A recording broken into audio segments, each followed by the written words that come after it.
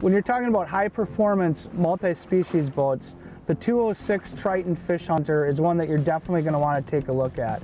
Moving up into the bow, this boat has got a great big bow fishing platform, which I love. The other thing is that we designed this boat to sit a little bit lower in the water. What that's going to do for you, it's going to catch less wind, which is going to cause this boat to track way better. But what's cool about this is you are not sacrificing anything in the big water ride. This boat runs really good in rough water, but when you get into those situations where you can really let it rip, you aren't going to be disappointed, that's for sure.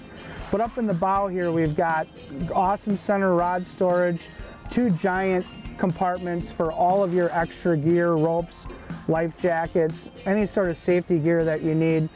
An insulated cooler up there that doubles as a bait well, which is also very handy.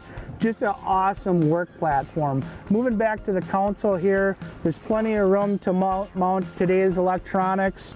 You've got a nice cockpit control area here with resettable breakers. We've got a nice area underneath here that I can store extra tackle or gear. Moving through to the giant glove box, which I love. There's plenty of room in there for storing everything that you need.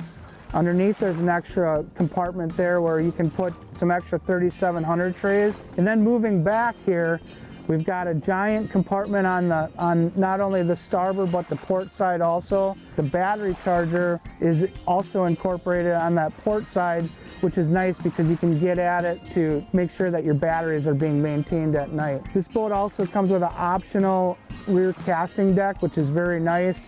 It also increases your working area in the back. So this boat has all the features that you need, but where it really shines is in its tracking, whether you're on the bow mount or on the kicker motor. But then when it's time to make that big run to the winning fish, this thing is going to run solid through the biggest of water, and when it lays down and you can really let it bark, you'll be smiling ear to ear.